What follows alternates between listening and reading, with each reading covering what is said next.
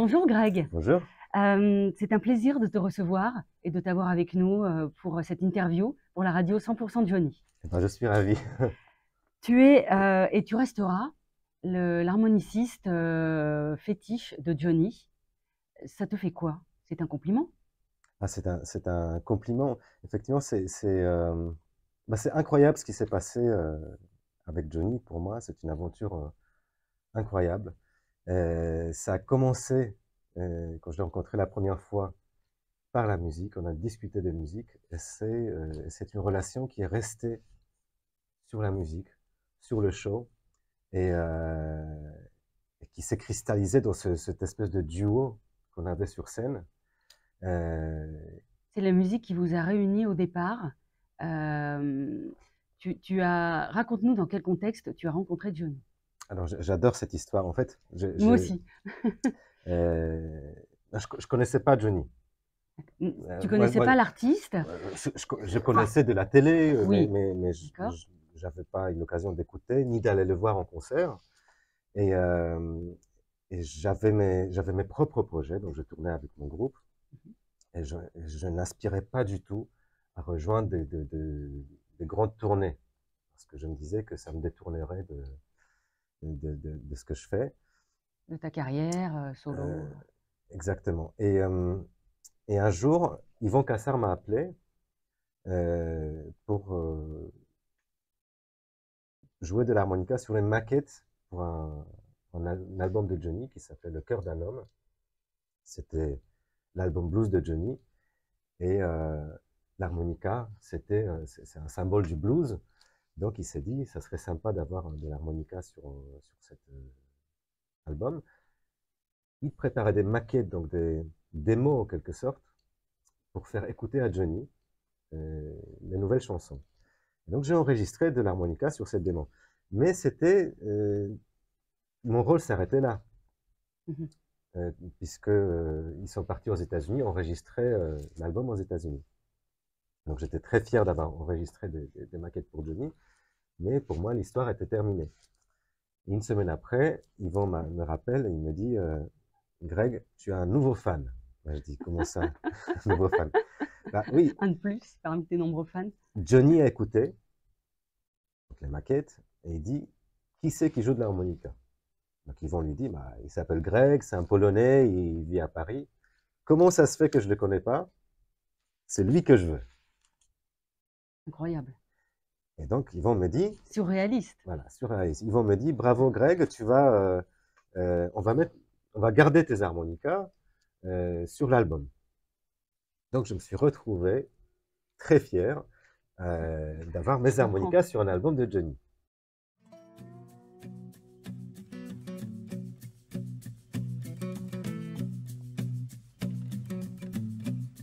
Ici la terre est rouge de tout le sang versé. Sous mes pieds le sol bouge à Monument Valley. J'entends mille histoires dans les champs oubliés. Du bleu, du rouge et puis du noir à Monument Valley. Sur la terre Navarro, je la vis l'épopée. Dans la poussière des longs manteaux de toutes mes vies rêvées. J'en ai vu des soleils se lever par milliers. Toujours brûlant, jamais pareil. À Monument Valley.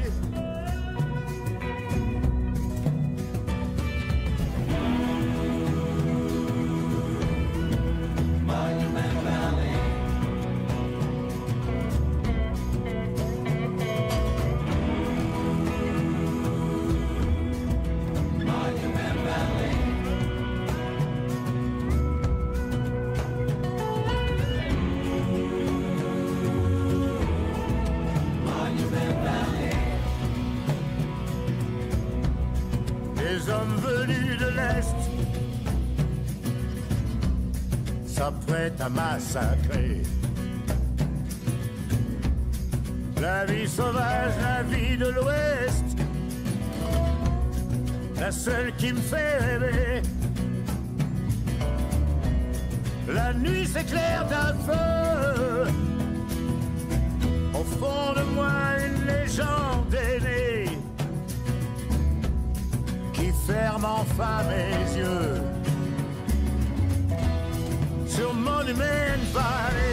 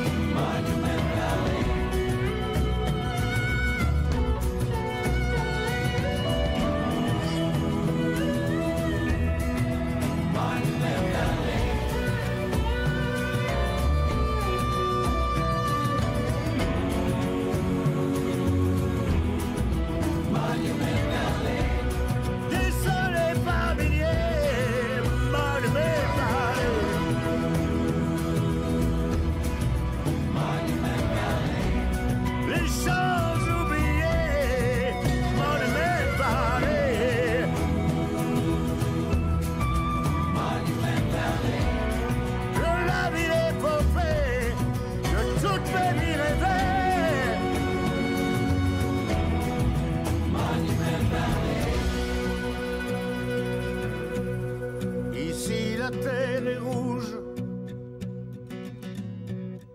de tout le sang versé, et toujours mon cœur bouge à Monument Valley. Et quelques mois après, on m'a tendu un piège. C'était un véritable piège, puisqu'on m'a appelé pour la publicité Optique 2000.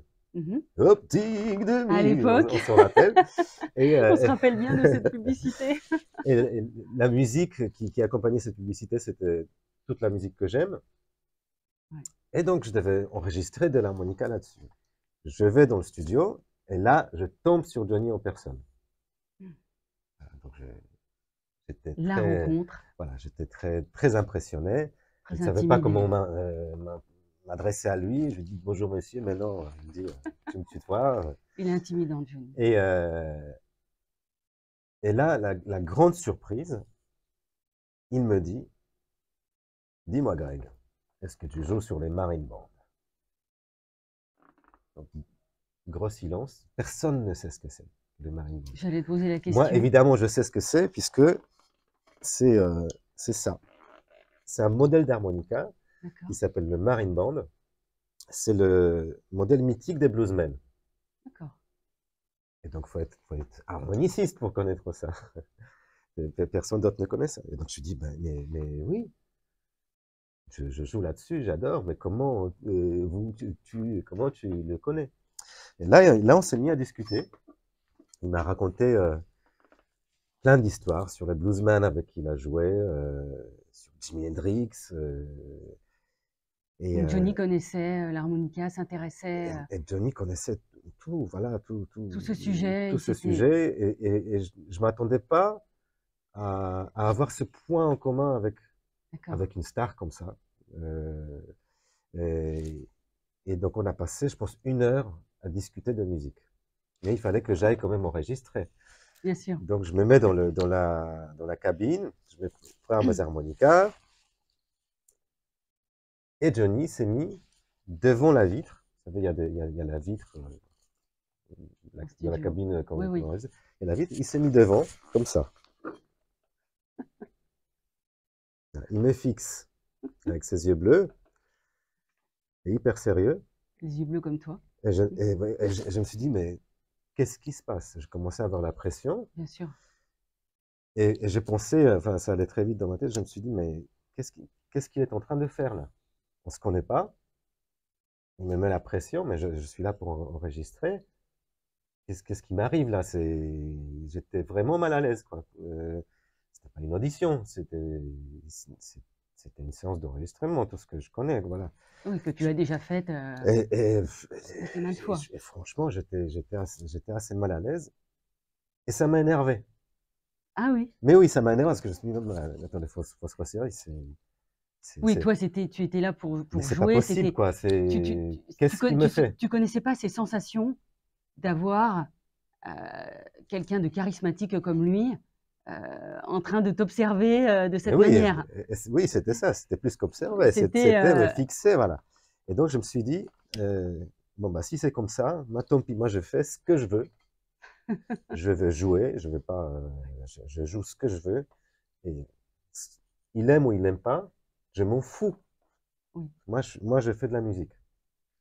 Et hop, j'ai enregistré, voilà, sans aucune réaction de la part de Johnny, donc il continuait à m'observer. Et puis je sors du studio, de la cabine, et là, il me dit, c'est bien, Greg. Tu veux partir en tournée avec nous? Voilà. Et c'était fini. Simplement. Et Ça s'est c'était passé fini. simplement.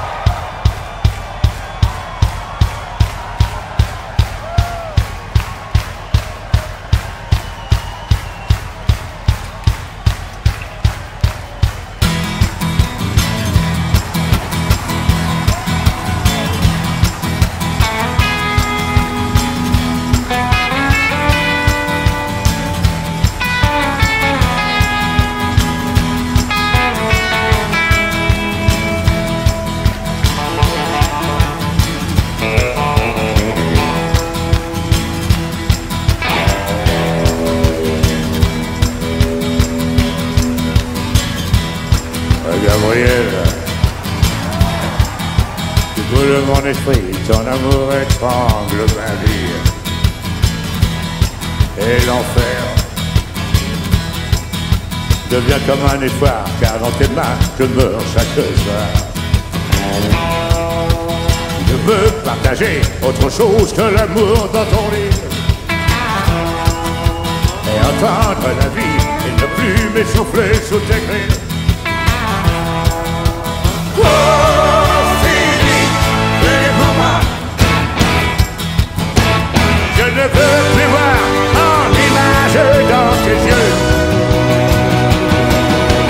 10 ans de chaîne sans voir le jour, c'était ma peine pour ça de l'amour. Et bonne chance à celui qui veut pas place. 10 ans de chaîne sans voir le jour, c'était ma peine pour ça de l'amour. Moi j'ai refusé pour l'amour Gabriel.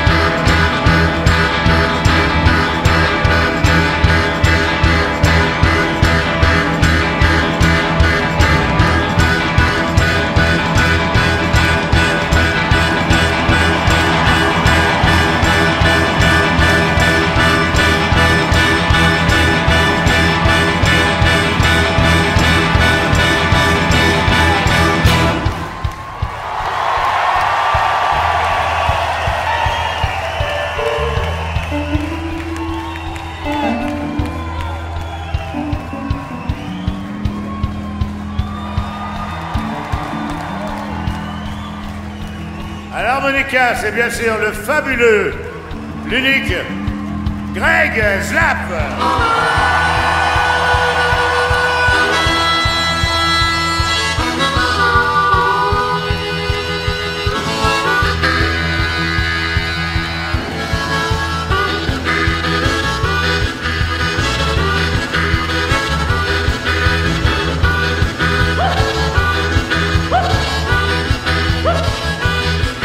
Gabriel, flotte dans mon cœur, c'est une illusion de tout faire. Et tu chantes de la voix d'une enfant avec laquelle tu nages mon sang. Je peux t'expliquer, tu t'entends le jour et la nuit. Je veux t'approcher, mais tu tournes le dos, tu t'enfuis. Oh, sais-tu vraiment ce que tu veux faire? Je ne serai plus esclave de ta chaîne. Dans le ciel, sans voir le jour, c'était ma fête pour ça, l'amour. Et bonne chance à celui qui veut ma main. Dans le ciel, sans voir le jour, c'était ma fête pour ça, l'amour.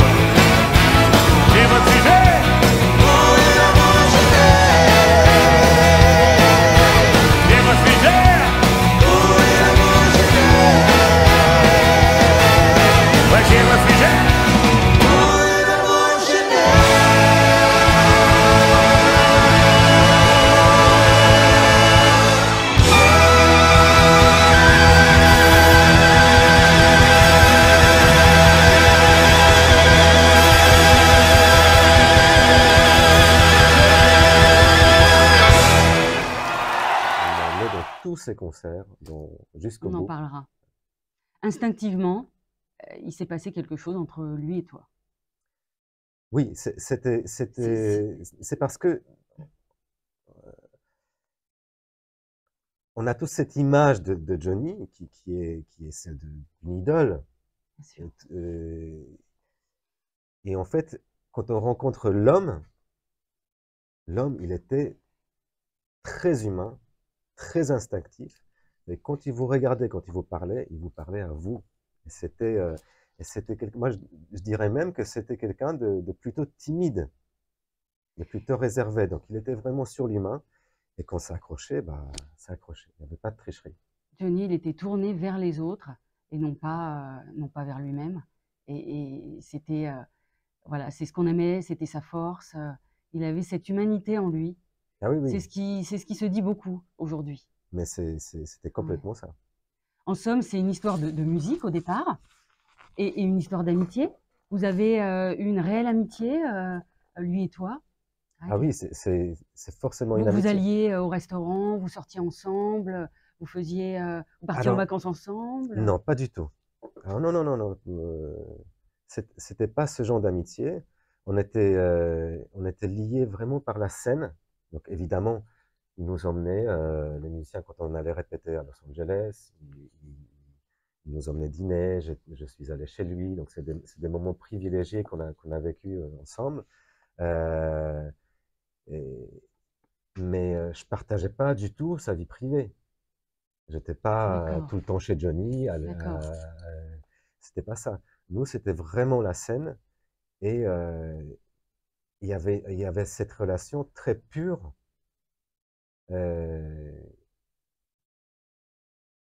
où il n'y avait pas besoin de mots, en fait. Cette amitié, on se comprenait, et c'était inexplicable. Oui, c'est assez inexplicable, mais en fait, ça n'a pas besoin d'être expliqué. Il suffit de regarder ce qui se passait pendant Gabriel, par exemple, oui. où c'était tout un duo, en fait, qui s'est mis en place. On ne s'est pas parlé une seule fois de comment on allait faire, de comment... Voilà. C'était la liberté et l'interaction totale. C'était ça la force de Johnny. Alors, on parle de scène. Quels sont les défis que tu devais relever aux côtés de cette icône qui est Johnny Hallyday? Alors quand tu étais c'était, sur scène? oui, c'était, bah, j'avais beaucoup de défis à relever, mais j'étais à chaque fois aidé par Johnny. Et notamment le déclic, c'était les premières répétitions à Los Angeles pour le Tour 66, Mmh. où Johnny dit, bah, on va jouer Gabriel. Et il me dit, Greg, tu peux faire un solo d'harmonica sur Gabriel? Je dis, oui, oui, mais je sais pas ce que c'est. Je demande qu'est-ce que c'est, Gabriel. Yann Dalgarde qui était au clavier me dit, non, t'inquiète pas, c'est un morceau en mi. Un morceau que personne ne connaît, Voilà. de Johnny. Moi, je connaissais pas. Je ne Bien savais sûr, pas ce que c'était, Gabriel. bien sûr. Et ce qu'il faut comprendre, c'est que personne n'imagine l'harmonica dans autre chose que du blues ou de la country. Voilà. Donc personne n'imagine l'harmonica dans un spectacle comme celui de Johnny. C'est très clair. Ah oui, un spectacle, Rock, rock, de mais on rock, voit une guitare, on voit pas de rock. l'harmonica. Et donc, c'était tout le temps comme ça, sur les tournées qui s'enchaînaient. Il y avait les directeurs musicaux qui changeaient. Et le point commun, c'est qu'ils n'avaient aucune idée de ce qu'on pouvait faire avec l'harmonica. Donc, notamment sur le Tour 66, moi, j'ai passé, en gros, 3 semaines quasiment à rester, écouter les groupes, parce qu'on me disait, oui, attends, il y aura le set acoustique, un peu blues, tu pourras peut-être jouer. Attends, là, peut-être il y aurait un... Mais en fait, j'attendais, j'écoutais. Tu réfléchissais, peut-être, tu te disais à quel moment je vais intervenir, de quelle manière, Mais moi, c'était ça tes questions? non, moi, j'avais plein d'idées, mais simplement, le directeur musical, il n'avait pas cette vision de l'harmonica, donc en fait, il pensait qu'il n'y en avait pas besoin. Bon, il y en avait D'accord. besoin peut-être sur quelques trucs. Et à la fin de la répétition, c'est Johnny qui arrivait et disait, tiens, on va mettre l'harmonica ici. Parce que lui, il avait cette intuition, cette vision. Donc en fait, mes interventions d'harmonica sur le spectacle de Johnny, c'est Johnny. D'accord, j'allais te poser la question. Est-ce que c'était toi qui avais fait la mise en scène ou est-ce que c'était Johnny? Ah non, la mise en scène, c'est encore autre chose. Là, je parle D'accord. juste des moments d'harmonica. Et donc, comme avec Gabriel, c'était vraiment ça. Personne n'avait pensé à l'harmonica dans Gabriel. Johnny dit, Greg, est-ce que tu peux faire enfin, le solo d'harmonica sur Gabriel? Donc j'ai dit oui. Je joue. J'ai fait mon premier solo. Et, et là, il vient me voir, il me dit, dis donc, tu vas pas rester planté comme un piquet derrière le micro quand on va faire le show. Et c'est là que j'ai compris Ce qu'il attendait ce de qu'il toi. attendait de moi, parce que, bon, je jouais bien de l'harmonica. Oui, c'est ma vie l'harmonica, donc forcément, je jouais bien. Mais c'est pas pour ça que j'étais là. C'était au-delà, il voulait que je fasse le show. Donc je lui ai promis. Là, sur le moment, donc c'était avant le premier spectacle, je lui ai dit, Johnny, je te promets, je vais faire le show. Je vais me rouler par terre s'il le faut, mais je vais le faire. Tu rigoles, Oui. mais C'était une promesse qu'il fallait tenir. je fais la promesse, Oui. mais sans savoir ce que j'allais faire, parce que qu'est-ce que ça veut dire faire le show? C'est facile à dire, bon, je vais faire le show. Qu'est-ce que ça veut dire? Comment je vais faire avec mon petit harmonica pour faire le show? C'était Oui, ça parce que le plus grand défi. tes spectacles ne se passaient pas de cette manière-là auparavant. Oui, moi j'ai toujours aimé, j'adore la scène, j'adore l'échange avec le public, mais quand on joue dans des petites salles, on croit souvent que certaines choses ne sont pas appropriées, ne sont pas permises, qu'il ne faut pas en faire trop. Et ça a complètement changé pour moi grâce à Johnny. Avec la rencontre. Oui, et donc avant Après le tes premier dons. show, Oui. avant le premier show que j'ai fait avec Johnny, il y a ce qu'on appelle la générale. Donc on est en tenue et on joue le concert, mais il n'y a pas le public. Et donc c'était là le baptême de feu, puisqu'il fallait que je montre à Johnny que je vais faire le show, sans le public, sans rien. Et donc, on démarre le spectacle, et je me suis dit, bon, bah, j'ai promis, j'y vais. Je vais faire tout ce qui est possible. Et donc, j'ai dansé, j'ai couru, je suis allé sur la passerelle, voilà. Et puis, sur le solo de Gabriel, je me suis mis à genoux, quitte à être ridicule. Tu as tout donné. J'ai tout donné. Pour Johnny, voilà. pour le spectacle. Et c'était fini. Et Johnny passe en revue les musiciens à la fin. Il dit, toi, tu passes pas devant le chanteur, hein. Toi, arrête de gigoter comme une danseuse. Voilà, donc, il donne des indications. Et donc là, je commençais à flipper. Il est arrivé vraiment, il me dit, Greg, ne change rien. Voilà. Et donc là, c'était parti. Voilà, je savais que j'étais pas ridicule. Je savais que c'était ça la direction. Et en fait, finalement, moi, ce que je croyais être le maximum des maximums de ce qu'on pouvait faire, voilà. Et en fait, c'était juste la bonne direction. Donc ensuite, ça a été la connexion avec Johnny au fur et à mesure de show. Oui, ça se passait sur scène. Et on s'est compris, en fait, sur cette direction. Voilà, vous étiez lancé sur scène et puis quelques improvisations, voilà, vous étiez connectés ensemble. Ah oui, oui. Ça se ressentait, en tout cas. Et puis, il y avait ce côté qui était unique avec Johnny, parce que je pense qu'on n'arriverait pas à ça si c'était avec un autre chanteur. Je m'explique. C'est que pour pousser comme ça les musiciens, pour leur permettre d'aller devant, comme il a fait avec moi, il me laissait le public pendant la durée d'un morceau, carrément, où j'étais tout seul à l'harmonica avec les gens. Pour faire ça, pour avoir cette générosité-là, il faut que le chanteur soit tellement fort, tellement au-dessus, qu'on ne puisse pas lui faire de l'ombre. C'est ça. Parce que s'il y a une fragilité, si le chanteur n'était pas sûr de lui à 100%, et ben quand quelqu'un à côté fait le show à la démesure, bah en fait ça pourrait lui faire de l'ombre. Et ça, c'est pas ce qu'on souhaite en général.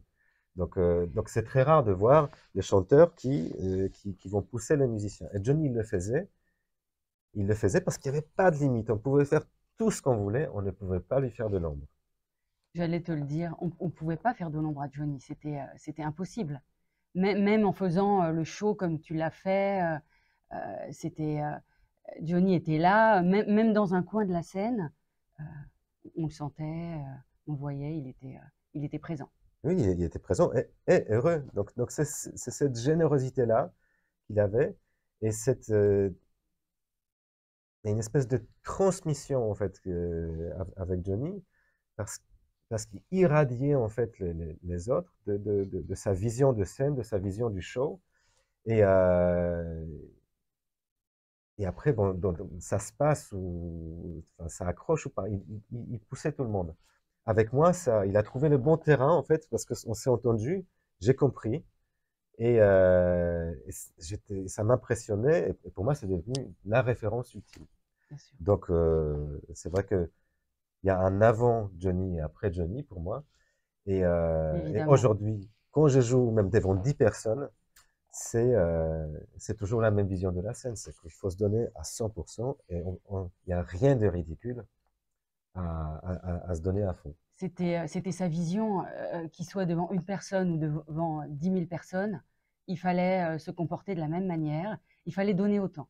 Oui, le show, c'est quelque chose de sacré. On le voyait bien quand il se transformait avant de monter sur scène, la force qu'il animait, en fait, du moment où il posait un pied sur la scène, et donc, voilà, c'est quelque chose de sacré, c'est un respect au public, et voilà, c'est pour ça que c'était incroyable, ces shows.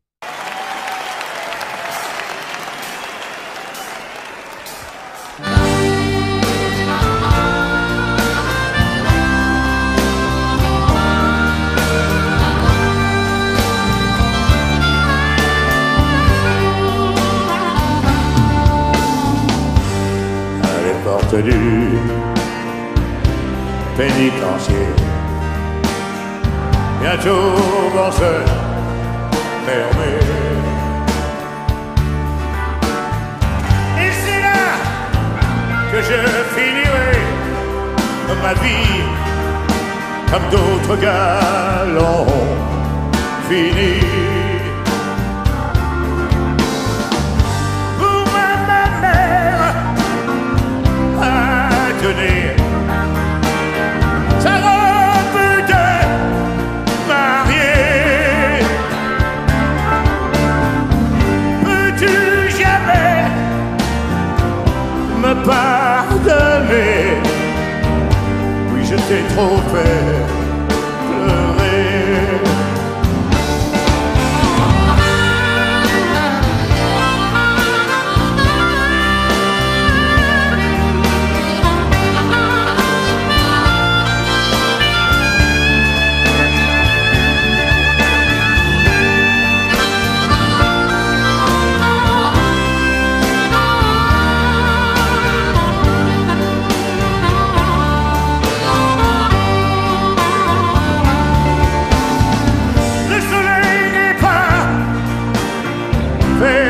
Pour nous, c'est la nuit qu'on peut tricher.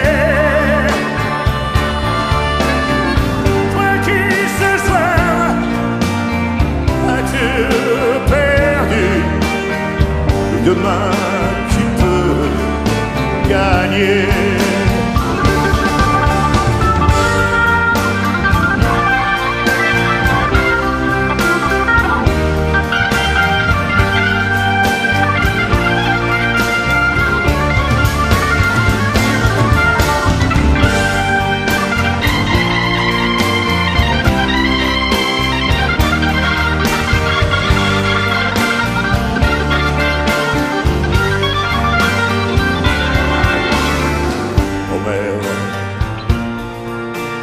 Écoutez-moi, ne laissez jamais vos garçons. C'est la nuit, traîner dans les rues, ils iront tout droit en prison. Toi la fille qui m'a rêvé,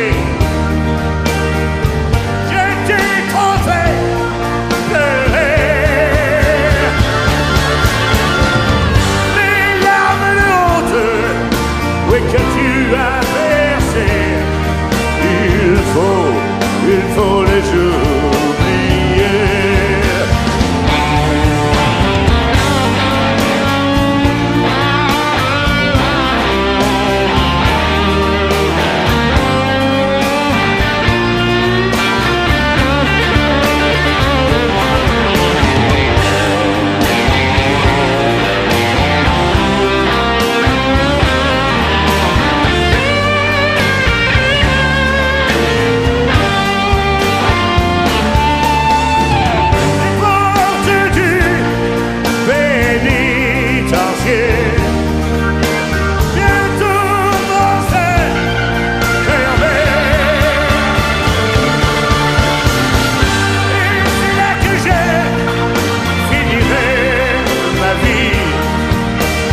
D'autres gars l'ont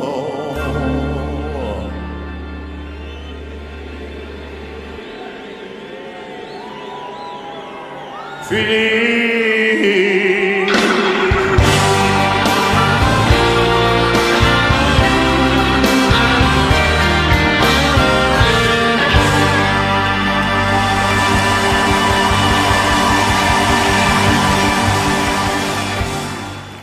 Sur ce que tu dis, Greg, comment est-ce qu'il se comportait, Johnny, avant les concerts et après les concerts, en coulisses? Alors, avant, il était très très calme. Raconte-nous. C'était très sympa d'ailleurs parce qu'il venait souvent manger avec nous au catering. Donc le catering, c'est la restauration sur la tournée où il y a toute l'équipe qu'il y a, les musiciens, les techniciens. Et Johnny venait très souvent manger un plat de pâtes avant le concert. Il mangeait donc avant les concerts? Souvent, oui, il se prenait un petit plat de pâtes, de sucre lent, voilà. Et il était très, très discret. Il se mettait avec nous à table. Simplement, quand Johnny apparaissait dans une pièce, en fait, d'un coup, il y avait un silence. On ne savait pas pourquoi. Donc, il y avait cette aura qui le précédait. Donc, il y avait toujours ce respect pour Johnny. Mais lui, il était très, très discret. Et juste avant de monter sur scène, il était dans sa loge à se faire coiffer, voilà, Se préparer à pour se le préparer, spectacle. tranquille. Je me souviens quand j'ai fait les premières parties de Johnny avec mon groupe, à chaque fin des premières parties, en fait, j'allais le voir dans sa loge pour lui donner un peu la température de la salle, parce que les salles changeaient et tout ça, donc on avait cet échange qui était très, très sympa, où je lui disais, oui, tu vas voir, ils sont chauds, ils t'attendent, il y a un son bizarre dans cette salle-là, mais t'inquiète pas, voilà, ça ira, ils vont régler ça. Voilà, donc on avait cet échange-là. Et ensuite, il s'avançait donc vers la scène. Alors, il était toujours entouré. Donc c'était tout un groupe avec les gardes du corps, le coiffeur, l'habilleuse, la production. Donc, en fait, il y avait une espèce de cortège comme ça qui l'escortait Oui. derrière la scène. Et là, il y avait un moment donc, où il se levait. Et là, c'était Johnny Hallyday. Ça, il se redressait, même à la fin, quand il était malade, donc souffrant. Donc, il était comme ça, plié, voilà, on sentait qu'il souffrait. Il souffrait beaucoup. Il était souffrant. Tu étais là jusqu'à la fin, sur oui, scène avec lui. Mais juste avant, il se redressait. Et il partait pour 2 heures de show. C'est hallucinant. Ouais, c'était Johnny Hallyday. Voilà.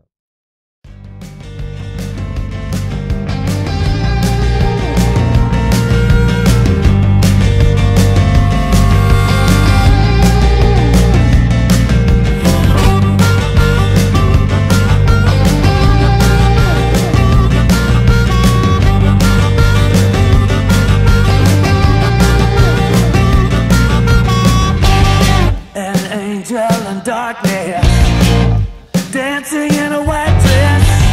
Girl, you look so flawless. You must be a goddess. I was just a guy passing by. Oh, you turned me upside down. I was crucified to live again. But to die now. If I'm guilty, I will pay, but my soul will always stay with you.